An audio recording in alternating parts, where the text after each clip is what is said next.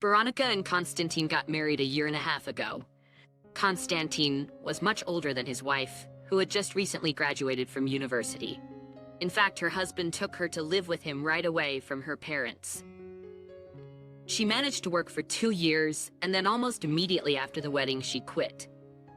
She said there was a lot of stress, and the bosses had become completely inadequate. She decided to take a couple of weeks off and then look for work.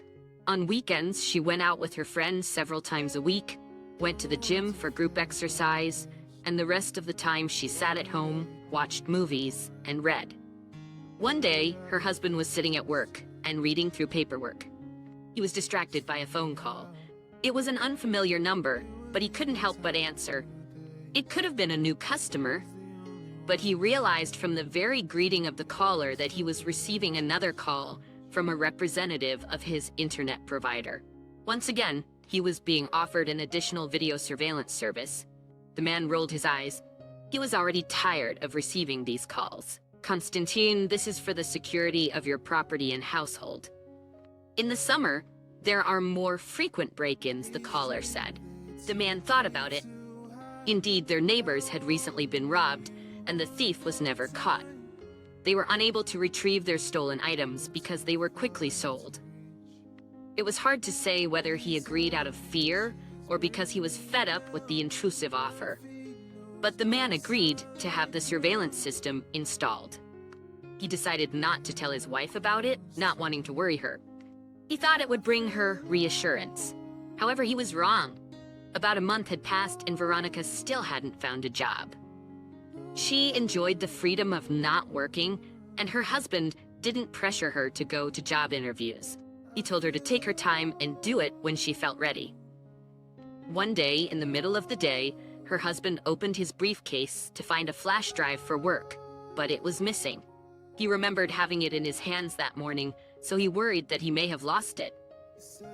Before panicking, he decided to check at home. He didn't want to call his wife, knowing she was probably napping after quitting her job. Maybe the cameras will come in handy, he thought to himself with a weak smirk. He turned on the surveillance program on his phone and began to rewind the footage from the morning. Here he comes out of the kitchen, takes a flash drive from the shelf in the living room, then goes into the hallway. And before he gets his shoes on, he puts the drive on the nightstand. And of course, not having remembered it in the rush, he runs off to work. Now everything makes sense. The man even breathes a sigh of relief, but then notices something strange on the tape. As soon as the husband leaves, the wife returns to the kitchen and starts looking out the window. In a sort of impatience, she is clearly making sure her husband is definitely gone. Then she goes to the dressing table and begins to put on her makeup. Where on earth is she going? The husband thinks with surprise. He puts the tape on fast forward. My wife begins to choose a dress, and in the end, an hour and a half later, she goes somewhere. Maybe she went to the grocery store or decided to go shopping, the husband thinks. He turns on the recording in real time, but his wife is not there, so she hasn't been home in about 6 hours. He calls her. She picks up the phone only the second time. "Hi, honey, are you home right now?" He asks calmly. "Why? Well, not really. I went out for a walk." "Tired of sitting at home?" she answers. "Are you in our park?" The husband clarifies and pauses. He listens. "Well, yes," here she says. "Is something urgent?" "Let's talk tonight, maybe. I met a friend." The husband says nothing urgent and ends the conversation. It doesn't sound like the wife is anywhere outdoors. It sounds like she is indoors somewhere. According to the cameras, the wife does not return home until an hour later. In the evening, the couple sits down to dinner, and the husband asks how the day's walk went. "You know, I had dinner and then I really wanted to walk." They say you definitely won't gain weight that way. "Ended up walking for an hour and a half. Met my former classmate," she answers. My husband looks at her intently.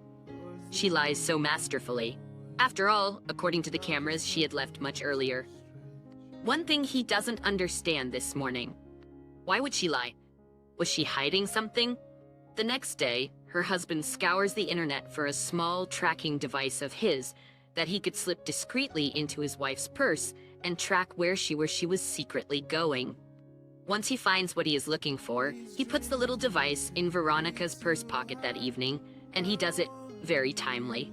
The next day, his wife, she says, is going nowhere, which means it is the perfect opportunity to check on her.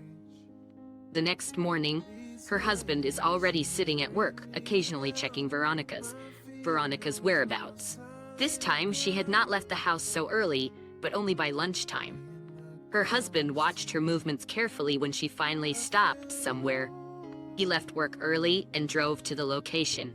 When he arrived at his destination, he was surprised to find that it was a branch of the gym chain where his wife worked out.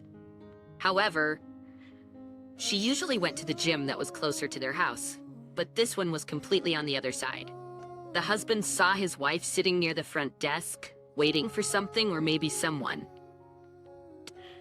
While her husband was trying to figure out why his wife was here, a young man with a duffel bag on his arm came out from the front of the dressing room. Veronica saw him and quickly stood up, happily running over to him.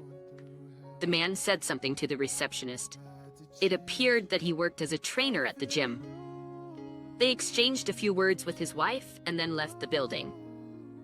At this point, they were holding hands.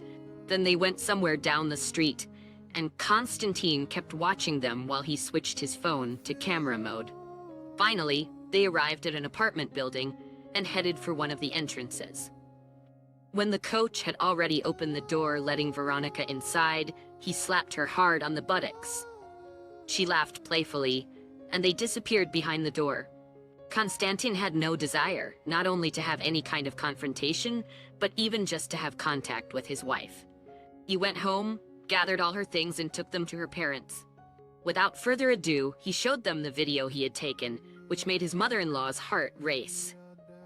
They did not pester Konstantin with any additional questions. Then he wrote to Veronica that her things were already at her parents' house, and she should not return to him when she started to call him to find out what had suddenly come over him. Her husband didn't pick up the phone. It wasn't long before her parents called her, so all questions were immediately put to rest. As it turned out later, this trainer had replaced his colleagues several times at the gym near their home. He and Veronica had met there and had gotten to know each other outside of training.